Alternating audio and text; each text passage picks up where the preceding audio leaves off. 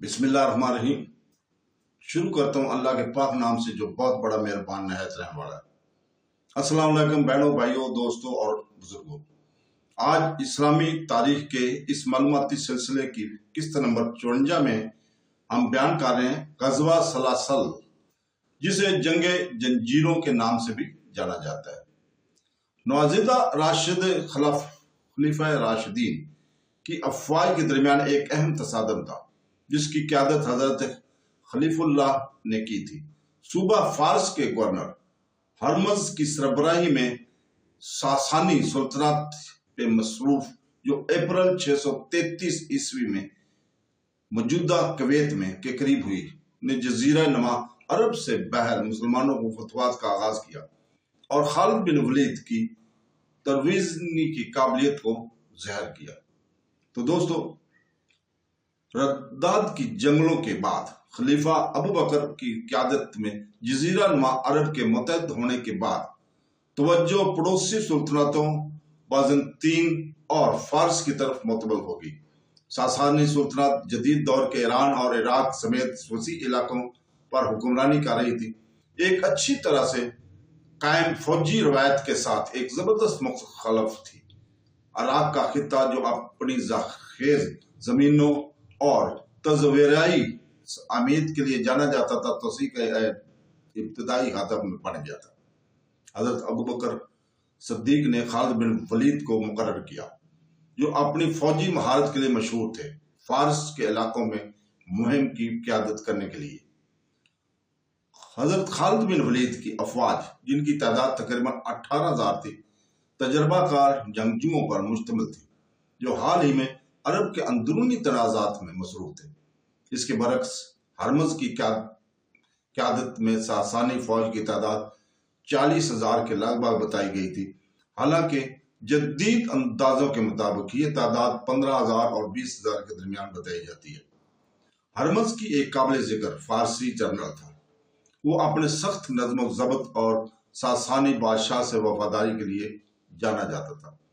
اپنی افواج کی طاقتوں اور حدود کو سمجھتے ہوئے حضرت خالد بن ولید نے ایک حکمت عملی وضع کی، جس میں نقل و حرکت اور حیرت کا فائدہ اٹھایا گیا۔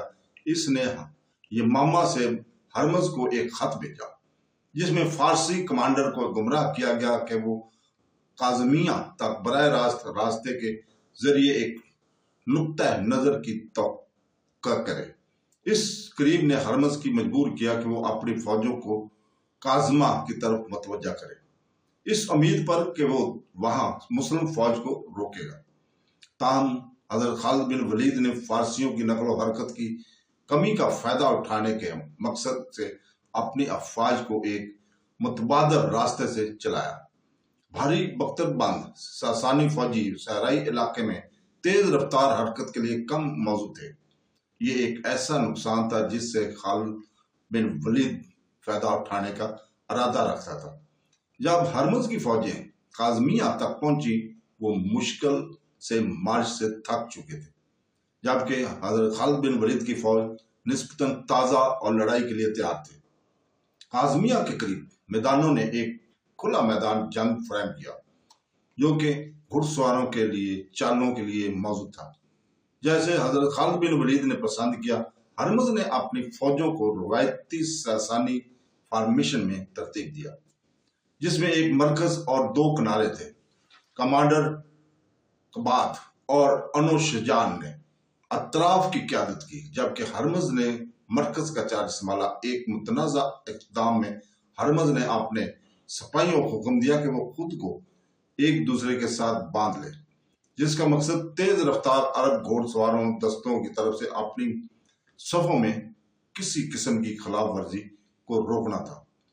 یہ حربہ اتحاد کو تقویت دینے کا ارادہ رکھتے ہوئے پسپائی کی صورت میں تباہ کن نتائج کو خطرے میں ڈالتا ہے، کیونکہ اس نے فوجوں کی نقل و حرکت کو سختی سے محدود کر دیا تھا۔ حضرت خالد بن ولید فارس کی تشکیل کا مشاہدہ کرتے ہوئے اپنی افواج کو وسیع ریگستان کے ساتھ ان کی پشت پر کھڑا کر دیا۔ اگر ضرورت پڑنے پر اسپائی کی ایک محفوظ لینڈ کو یقینی بنایا۔ اس نے اپنے فوجیوں کو ایک مرکزی یونٹ اور 2 بازوؤں میں منظم کیا، جس میں فارسی تو 89 کے 81 کی گئی تھی، لیکن لشکر اور تیز رد عمل پر زیادہ زور دیا گیا تھا۔ اس وقت جنگ کے رواج کے مطابق ہرمز نے حضرت خالد بن ولید کو اہم مصروفیات سے پہلے ایک جوڑے کا چیلنج دیا۔ یہ ذاتی لڑائی محض اعزاز کی بات نہیں تھی، بلکہ اس کی ایک اقتدام بھی تھا، کیونکہ اس کا نتیجہ دونوں فوجوں کے حوصلوں کو نمایاں طور پر متاثر کر سکتا تھا۔ حضرت خالد بن ولید نے چیلنج قبول کیا اور دونوں کمانڈروں نے ایک دوسرے کا مقابلہ ایک دوسرے سے کیا۔ یہ لڑائی تیزی سے ختم ہوئی۔ حضرت خالد بن ولید نے ہرمز کو مار ڈالا۔ اس فیصلے کن عمل نے فوری طور پر نفسیاتی اثر ڈالا۔ فارسی فوجیوں کے حوصلے پست ہو گئے اور مسلمان سپاہیوں میں حوصلہ پیدا کیا۔ غداری کی توقع کرتے ہوئے حضرت خالد بن ولید نے اپنی ایلیٹ گارڈز کو قریب ہی کھڑا کر دیا تھا، جس کی جنگ کے دوران اس پر حملہ کر کے صورتحال سے فائدہ اٹھانے کی کسی بھی فارسی کوشش کو ناکام بنا دیا تھا۔ لڑائی کی رفتار کو پکڑتے ہوئے حضرت خالد بن ولید نے فارسی خطوط پر پورے پیمانے پر حملے کا حکم دیا۔ مسلم گھڑ سوار دستوں کی نقل و حرکت نے ایک اہم کردار ادا کیا، کیونکہ انہوں نے زنجیروں سے جکڑے ہوئے پیدل فوج کے کم محفوظ اطراف کو نشانہ بناتے ہوئے تیز رفتاری سے ہتھ کنڈوں کو انجام دیا۔ زنجیروں کی طرف سے لگائی گئی سختی نے فارسی کی تشکیل کو ایک ذمہ داری میں بدل دیا۔ ڈھالنے یا پیچھے ہٹنے سے قیصر بہت سے فوجیوں کو وہیں کاٹ دیا گیا جہاں وہ کھڑے تھے۔ فارس کے کمانڈروں قباد اور انوشجان نے اپنی افواج کو اکٹھا کرنے کی کوشش کی، لیکن مسلمانوں کے مربوط حملوں سے انہیں زبردست دباؤ کا سامنا کرنا پڑ رہا تھا۔ نقل و حرکت کی کمی اور ہرمز کی موت سے نفسیاتی دھچکا فارسی کمانڈ کے ڈھانچے میں خرابی کا باعث بنا۔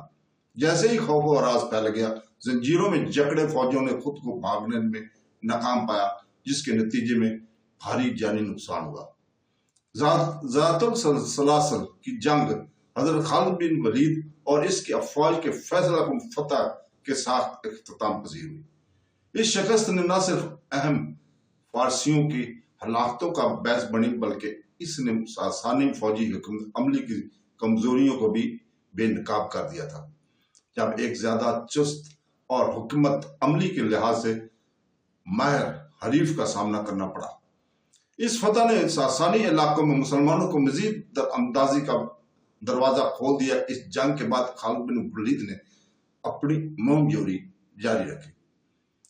مدر اور اللجا جیسے مقامات پر اضافی فتوحات حاصل کی اور بالآخر الحیرہ شہر پر قبضہ کر لیا۔ ان بے فتوحات نے خطے میں ساسانی کنٹرول کو غیر مستحکم کیا اور خلافت راشدین کی تیزی سے توسیع کی راہ ہموار کی۔ ذات السلاسل کی لڑائی کے دوران حضرت خالد بن ولید کی قیادت نے اپنی افواج کی صلاحیتوں اور اپنے دشمنوں کی کمزوریوں دونوں کے بارے میں ان کی سمجھ کے مثال دی۔ حکمت عملی کا اپنے نفسیاتی جنگ کو استعمال کرنے اور اپنے فوجیوں کے حوصلے کو برقرار رکھنے کی اس کی صلاحیت نے تاریخ کے عظیم فوجی کمانڈروں میں سے ایک کے طور پر اس کی ساکھ کو واضح کر دیا۔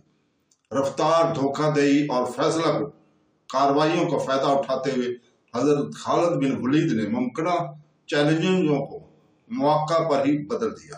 توقع میں اس کی دور اندیشی کو پہچانا گیا۔ تو دوستو، اس کے ساتھ ہی آج اجازت چاہتے ہیں۔ کل تک کے لیے، کل انشاءاللہ تعالیٰ اسی وقت پھر آپ کے سامنے حاضر ہوئی نئی قسط کے لیے 55 نمبر کے ساتھ۔ اللہ حافظ۔